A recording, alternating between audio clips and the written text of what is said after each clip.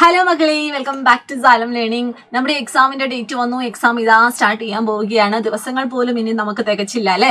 അപ്പം ആ ഒരു അവസരത്തില് നമുക്ക് എക്സാമിന് വരാൻ പോകുന്ന കുറച്ച് ഇമ്പോർട്ടന്റ് ആയ ക്വസ്റ്റ്യൻസ് നമുക്കൊന്ന് ഡിസ്കസ് ചെയ്യാം. ഓക്കെ, നമുക്കറിയാം നമുക്കൊരു ചാപ്റ്റർ പഠിക്കാനുണ്ട്. നെഹ്റു ട്രോഫി വള്ളംകളി. നമ്മുടെ ഇന്ത്യയുടെ പ്രഥമ പ്രധാനമന്ത്രിയായിരുന്ന ജവഹർലാൽ നെഹ്റുവിന്റെ കേരള സന്ദർശനത്തോടനുബന്ധിച്ചിട്ട് നമ്മുടെ ആലപ്പുഴ ജില്ലയിലെ പുന്നമടക്കായലിൽ വെച്ച് നടന്നിരുന്ന ഒരു വള്ളംകളിയായിരുന്നു നമ്മുടെ നെഹ്റു ട്രോഫി വള്ളംകളി എന്ന് പറയുന്നത്.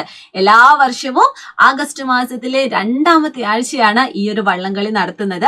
അപ്പൊ സപ്പോസ് നമുക്കൊരു ചോദ്യം വരികയാണ്, നമ്മുടെ ജവഹർലാൽ നെഹ്റുവിനെ പറ്റി ഒരു കുറിപ്പ് തയ്യാറാക്കുക അല്ലെങ്കിൽ ഒരു ജീവചരിത്ര കുറിപ്പ് തയ്യാറാക്കുക എന്നൊക്കെ ചോദിച്ചാൽ ആ ഒരു കുറിപ്പിൽ എഴുതേണ്ട കുറച്ച് ഇമ്പോർട്ടന്റ് ആയ പോയിന്റുമായിട്ടാണ് ഇന്ന് മിസ് വന്നിരിക്കുന്നത്. മിസ്സിന്റെ പേര് അനിറ്റ എന്നാണ്. ഷോർട്ട് ആക്കിയിട്ട് കൂട്ടുകാർക്ക് എയും മിസ് എന്ന് വിളിക്കാം. ഓക്കെ, അപ്പൊ നമുക്ക് നോക്കാം. ഓരോരോ പോയിന്റുകൾ കൂട്ടുകാർ ഓർത്ത് വെക്കുക കേട്ടോ. ഫസ്റ്റ് പോയിന്റ് തന്നെ നമുക്ക് പറയാൻ പറ്റും, നമ്മുടെ ജവഹർലാൽ നെഹ്റു എന്ന് പറയുന്നത് നമ്മുടെ സ്വതന്ത്ര ഇന്ത്യയുടെ ആദ്യത്തെ പ്രധാനമന്ത്രിയായിരുന്നു, പ്രഥമ പ്രധാനമന്ത്രിയായിരുന്നു. ഓക്കെ, എപ്പോഴാണ്, ഏത് കൊല്ലമാണ് അദ്ദേഹം ജനിച്ചത്? 1889 നവംബർ 14 അദ്ദേഹം ജനിച്ചത്. അദ്ദേഹത്തിന്റെ അച്ഛന്റെ പേര് മോത്തിലാൽ നെഹ്റുവും അമ്മ സ്വരൂപ റാണിയുമായിരുന്നു. പിന്നെ അദ്ദേഹം ഏതൊക്കെ മേഖലകളിലാണ് പ്രശസ്തി ആർജിച്ചത്? സ്വാതന്ത്ര്യ സമര സേനാനിയായിട്ടും രാജതന്ത്രജ്ഞനായിട്ടും എഴുത്തുകാരനായിട്ടും എന്നീ നിലകളിലൊക്കെ അദ്ദേഹം പ്രശസ്തനായിരുന്നു. പിന്നെ കുട്ടികൾ അദ്ദേഹത്തെ എങ്ങനെയായിരുന്നു വിശേഷിപ്പിച്ചിരുന്നത്? സ്നേഹത്തോടെ ചാച്ചാജി എന്നാണ് വിളിച്ചിരുന്നത് അല്ലെ. കാരണം എന്തായിരുന്നു? അതിന്റെ ആ ചാച്ചാജി എന്ന് വിളിക്കുമ്പോൾ തന്നെ നമുക്കറിയാം അദ്ദേഹത്തിന്റെ ജന്മദിനമായ നവംബർ 14 നാം ശിശുദിനമായി എല്ലാ വർഷവും ആഘോഷിക്കുന്നുണ്ട്. ഇത് മാത്രമല്ല, നമുക്ക് വീണ്ടും കുറെ വിശേഷണങ്ങൾ കിട്ടും. നവഭാരത ശില്പി എന്നറിയപ്പെടുന്നത് ആരാണ്? നമ്മുടെ ജവഹർലാൽ നെഹ്റുവാണ്. അതും കൂട്ടുകാർ ഓർത്തിരിക്കുക കേട്ടോ. നെഹ്റു പ്രാഥമിക വിദ്യാഭ്യാസം ഇന്ത്യയിൽ നിന്നും ഉപരിപഠനം ഇംഗ്ലണ്ടിൽ നിന്നുമാണ് നേടിയത് കേട്ടോ. ആദ്യത്തെ പ്രാഥമിക വിദ്യാഭ്യാസം എന്ന് പറയുന്നത് നമ്മുടെ ഇന്ത്യയിൽ നിന്നായിരുന്നു. പിന്നീട് ഉപരിപഠനം എന്ന് പറയുന്നത് ഇംഗ്ലണ്ടിൽ നിന്നായിരുന്നു കേട്ടോ. ബാരിസ്റ്റർ ബിരുദം നേടിയ അദ്ദേഹം തിരികെ ഇന്ത്യയിൽ വന്നിട്ട് 1912 അലഹബാദ് ഹൈക്കോടതിയിൽ വക്കീലായി പ്രാക്ടീസ് ചെയ്തു. പിന്നീടാണ് അദ്ദേഹം കമല കൗളിനെ വിവാഹം ചെയ്തു കേട്ടോ. അപ്പൊ അദ്ദേഹത്തിന്റെ ജോലി എന്തായിരുന്നു? ആദ്യകാലത്ത് അദ്ദേഹം എന്തായിരുന്നു? ഒരു വക്കീലായിരുന്നു. ആ ഇടയ്ക്കാണ് അദ്ദേഹം നമ്മുടെ കമല കൗളിനെ വിവാഹം കഴിച്ചത്. ഓക്കെ, ഇനി അതേ വർഷം തന്നെ എന്താണ്?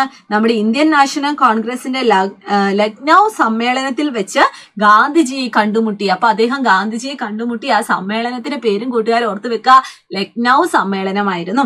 ഗാന്ധിജിയുടെ പ്രവർത്തനങ്ങളിൽ ആകൃഷ്ടനായ നെഹ്റു സജീവ രാഷ്ട്രീയത്തിലേക്ക് ഇറങ്ങി. ഒന്ന് ആലോചിച്ച് നോക്കി, നമ്മുടെ നെഹ്റു ആദ്യകാലത്ത് എന്തായിരുന്നു? വക്കീലായിരുന്നു. ആ സമയത്ത് കല്യാണമൊക്കെ കഴിഞ്ഞു. പിന്നീട് ലക്നൗ സമ്മേളനത്തിൽ വെച്ച് ഗാന്ധിജിയെ കണ്ടുമുട്ടുകയും ഗാന്ധിജിയുടെ ആ ഒരു രാഷ്ട്രീയ പ്രവർത്തനങ്ങളിൽ ആകൃഷ്ടനായി. പിന്നീട് തികച്ചും ഒരു രാഷ്ട്രീയ പ്രവർത്തനങ്ങളിലേക്കും നമ്മുടെ നെഹ്റു മുന്നിട്ടിറങ്ങി അല്ലെ. 1929 ലാഹോർ കോൺഗ്രസ് സമ്മേളനത്തിൽ കോൺഗ്രസ് പ്രസിഡന്റ് സ്ഥാനം ജവഹർലാൽ നെഹ്റുവിന് ലഭിച്ചു.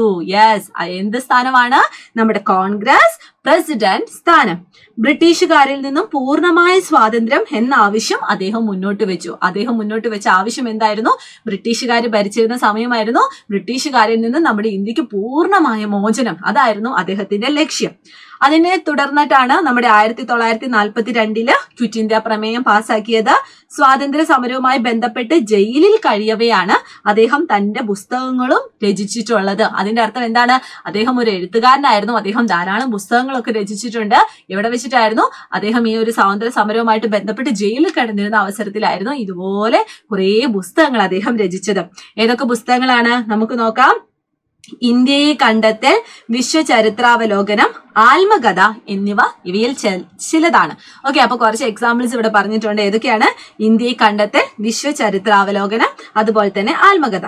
ജയിലിൽ വെച്ച് നെഹ്റു തന്റെ മകൾ ഇന്ദിരാ പ്രിയദർശിനിക്ക് എഴുതിയ കത്തുകളാണ് ഒരച്ഛൻ മകൾക്ക് അയച്ച കത്തുകൾ എന്ന ഗ്രന്ഥം കേട്ടോ. അപ്പൊ 4 പുസ്തകങ്ങളുടെ കാര്യങ്ങൾ നമ്മൾ പറഞ്ഞു. ഏതൊക്കെയായിരുന്നു?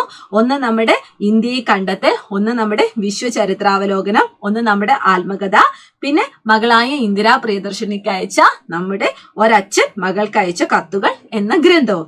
ഓക്കെ, അതുകൂടാതെ തന്നെ ഡിസ്കവറി ഓഫ് ഇന്ത്യ, അതുപോലെ തന്നെ വിശ്വചരിത്രാവലോകനം, അച്ഛൻ മകൾക്ക് അയച്ച കത്തുകൾ, ഇവയൊക്കെ എന്താണ്? പ്രശസ്ത കൃതികളാണ്. അതായത് നമ്മൾ നേരത്തെ പറഞ്ഞിരിക്കുന്നവയെല്ലാം വളരെ പ്രശസ്തമായ കൃതികളാണ്. 1947 1947 മുതൽ മരണം വരെ നമ്മുടെ ഇന്ത്യയുടെ പ്രധാനമന്ത്രിയായിരുന്നു അദ്ദേഹം. തുടർന്ന് 1955 നമ്മുടെ നെഹ്റുവിന് ഭാരതരത്നം എന്ന് പറയുന്ന ബഹുമതി കിട്ടി. തുടർന്ന് 1964 മെയ് 27 അദ്ദേഹം അന്തരിച്ചത്. ഇപ്പം കൂട്ടുകാർക്ക് ഒരു ഐഡിയ കിട്ടിയില്ലേ? അപ്പൊ ഈ ഒരു കുറിപ്പിലെ, ഈ ഒരു ജീവചരിത്ര കുറിപ്പിലെ പ്രധാനപ്പെട്ട പോയിന്റുകളൊക്കെ മക്കൾ ഓർത്തിരിക്കുക. നമ്മുടെ പരീക്ഷയ്ക്ക് ഒരു കുറിപ്പ് എഴുതാനൊക്കെ പറയുവാണെങ്കിൽ നിങ്ങൾക്ക് ഇത് തികച്ചും ഉപകാരപ്രദമാവും കേട്ടോ.